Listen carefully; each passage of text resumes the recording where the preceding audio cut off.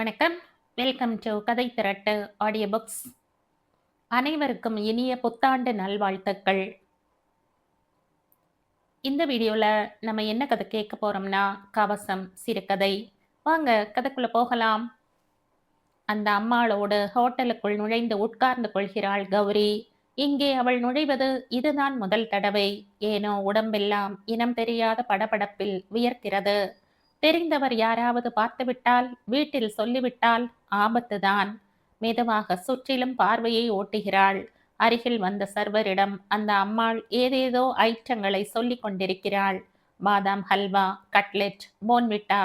சாப்பிட முடியாமல் திணறுகிறாள் கௌரி. எதிரே அமர்ந்து பரிவோடு தன்னையே பார்த்து கொண்டிருக்கும் அந்த அம்மாளை நினைக்கையில் நெஞ்சு நெகிழ்கிறது.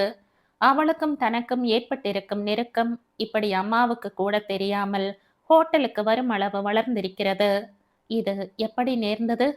ஒரு சமயம் பஸ்ஸில் இடம் இல்லாமல் தவித்த போது பெண்கள் சீட்டில் உட்கார்ந்திருந்த ஆண்கள் எழுந்திராமல் கௌரி நிற்பதை வேடிக்கை பார்த்து கொண்டிருந்த சமயம் ஒரு அதட்டல் போட்டு அவர்களை அந்த மாது எழுப்பிய நட்பு படிப்படியாக தினமும் அவளுக்கு தன் அருகே ஒரு இடத்தை உண்டு பண்ணி பாசப்பரிவோடு பஸ் குலுங்கும் சமயங்களில் அணைத்து கொள்ளும் அந்த அம்மாள் அவளுக்கு மிக நெருங்கியவளாகிவிட்டாள். யார் இந்த அம்மாள்? எங்கே வேலை செய்கிறாள்? தன்மேல் மாத்திரம் இப்படி பாசமழை பொழிவானேன்? பஸ் நிறுத்தத்தில் இறங்கி நடந்து செல்கையில் மெதுவாக தன்னை பற்றிய விஷயங்களை ஒவ்வொன்றாக சொல்ல ஆரம்பித்தாள் அந்த அம்மாள். என் பேரு மரகதம். நைனா. என் புருஷனை அப்படித்தாம்மா நான் கூப்பிடுவேன். என் பிள்ளைங்க பேசுறாப்புல எனக்கும் வழக்கம் வந்துடுத்தோ. கட்சியில பெரிய ஆளு. அவருக்கு தெரியாத மந்திரியோ மற்றவங்களோ கிடையாது. கொஞ்சம் மொரட்டு ஆசாமியை ஒழிய தங்கமான மனசு. அவள் பேச்சை காதில் வாங்கி கொண்டே ஓரக்கண்ணால் பார்க்கிறாள் கௌரி. மரகதம்மாள் பெரிய பணக்காரி என்பதையும் அவள் தோற்றமே சொல்லிற்று. கழுத்திலே பிடி பிடியாக சங்கிலிகள், காதிலே சுளை சுளையாய் தோடுகள், காலணா அகல குங்குமம் பொட்டு, தினம் தினம் புது மோஸ்தர் புடவைகள், துளி கூட நரைக்காத தலை. ஆனால் அவளது தோற்றத்தில் இருக்கும் கம்பீரத்தன்மை அவள் பேசும் பேச்சுக்களில் உள்ள கொச்சைத்தனத்தில் மறைந்து போவது போல் தோன்றும். அந்த அம்மாளுக்கும் தனக்கும் மலைக்கும் மடுவுக்கும் உள்ள தூரம் இருப்பதை உணர்கிறாள் கௌரி. அப்பா அதிகாலை ட்ரெயினுக்கு கிளம்பி சென்றால் இரவு 10 மணிக்கு மேல்தான் திரும்புவார். காலையில் தங்கை டிரான்சிஸ்டரில் ஏதோ கேட்கையில் அம்மா அதை பட்டென்று நிறுத்தி ஸ்டாண்டில் வைத்த காட்சி நினைவுக்கு வருகிறது. அம்மாவுக்கு எப்போதும் சிடுசிடுப்புதான். கோபிக்காமல் அம்மா பேசின நாளே கிடையாது. மரகதம்மாளின் முகம் ஒரு நொடி கண்முன் தோன்றுகிறது. குழந்தே, எனக்கு 2 தருதலை பிள்ளைகள். ஒரு பொண் பிறந்து போயிடுத்து. உன்னை பார்த்த அன்னியிலிருந்து என் பொண்ணை பார்க்கறாப்புல ஒரு பிரம்மை. ஒரு நாளைக்கு உன்னை காணாட்டாலும் அன்னி பொழுது எனக்கு பித்து பிடிச்ச மாதிரி இருக்குது. கண்களில் முத்துக்கள் கொப்பளிக்க மரகதம்மாள் பேசுகையில் அந்த பாசத்தில் கௌரியும் கரைந்து போகிறாள். குழந்தே, கிளம்பலாமா? அவளது கையை அழுத்துகிறாள் மரகதம்மாள். என்னென்னவோ நினைவுகளில் மூழ்கி தன்னையே மறந்து உட்கார்ந்திருந்த கௌரி தன் சுய நினைவுக்கு வந்தவளாக ஒருவித வெட்கத்தோடு எழுந்திருக்கிறாள். கௌரி முந்திக் கொண்டு வாங்கிய பில்லை அவள் கையில் இருந்து பிடுங்கி தானே பணத்தை கொடுத்து விட்டு வருகிறாள் மரகதம்மாள். ஏமா கௌரி, தினம் உன்னை என் வீட்டுக்கு கூப்பிடுறேன். ஏதேதோ சாக்கு சொல்லி தட்டி கழிச்சுக்கிட்டு வர்றேன். நாளைக்காவது வருவியாமா? ஆவல் துடிக்க கௌரியின் பதிலுக்காக காத்திருந்தாள் மரகதம்மாள். வர என்ற கௌரியின் பதிலை கேட்டதும் அந்த அம்மாளின் முகமெல்லாம் பூரிப்பால் மலர்கிறது.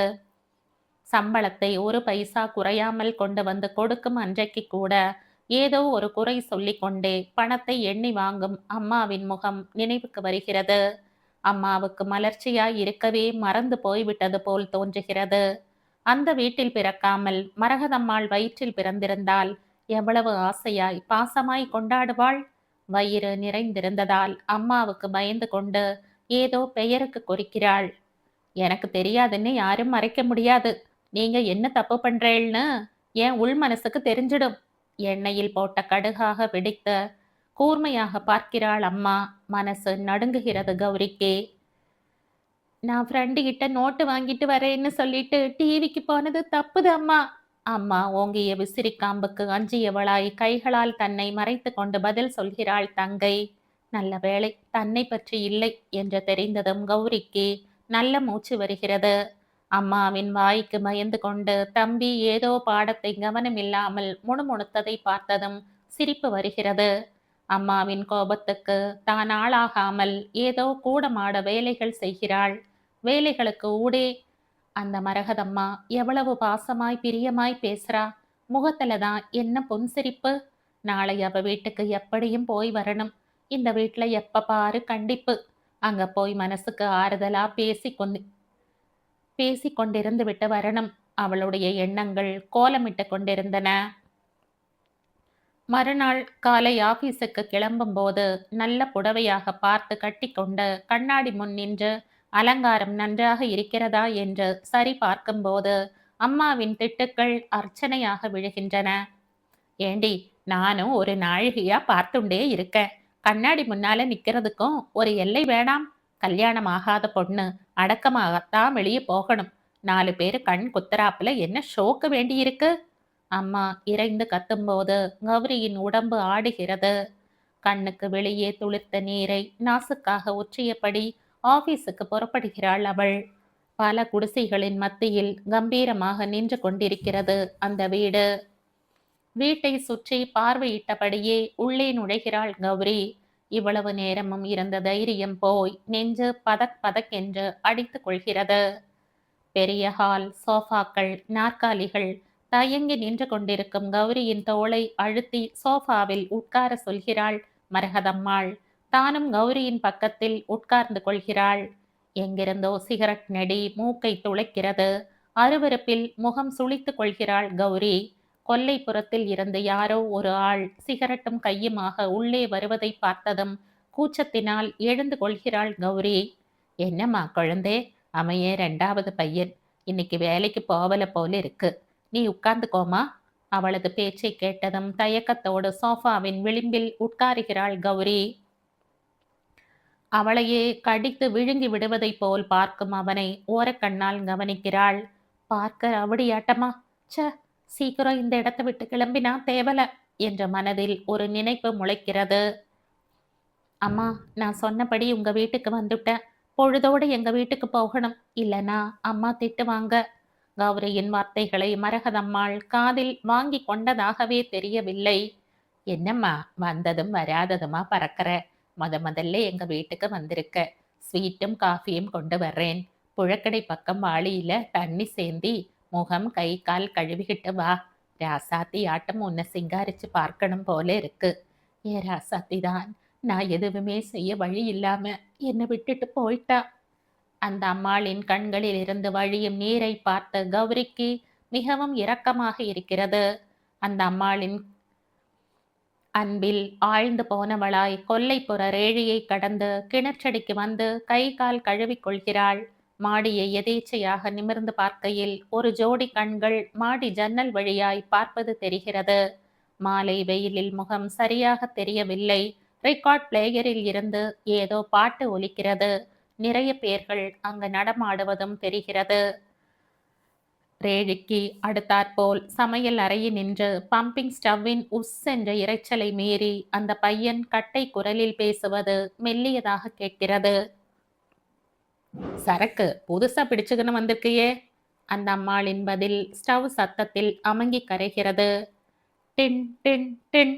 ஃபில்டர் தட்டும் ஓசை கேட்கிறது. கௌரிக்கு தலை சுற்றுகிறது. ட்ரெஸ்ஸிங் டேபிளில் பந்தாக சுருட்டி வைக்கப்பட்டிருந்த மல்லிகை பூக்களின் கும் என்ற வாசனை அறையை நிறைக்கிறது. சுவரில் இருந்த கடிகாரம் மணி முழக்கியது.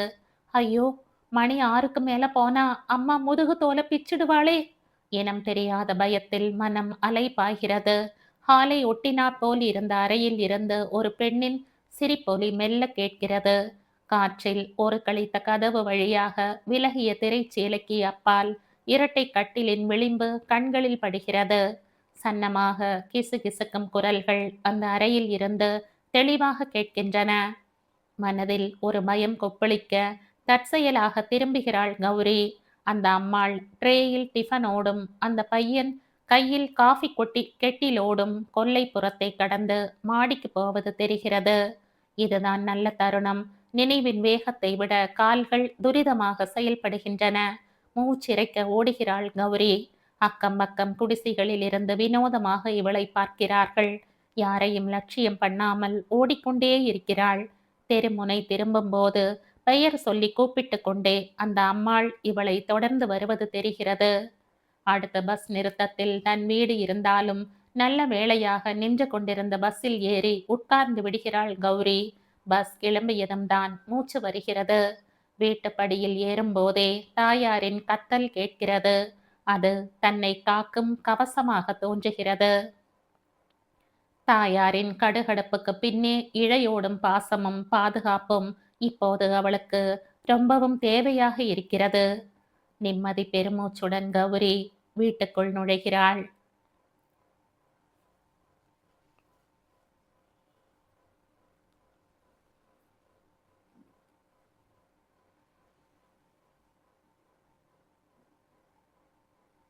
இதோடு இந்த கதை முடியுது. இந்த கதை உங்களுக்கு பிடிச்சிருந்தா லைக் பண்ணுங்க, ஷேர் பண்ணுங்க, சப்ஸ்கிரைப் பண்ணுங்க. மற்றும் ஒரு இன்ட்ரெஸ்டிங்கான கதையோட அடுத்த வீடியோல சந்திப்போம். பை. Thank you.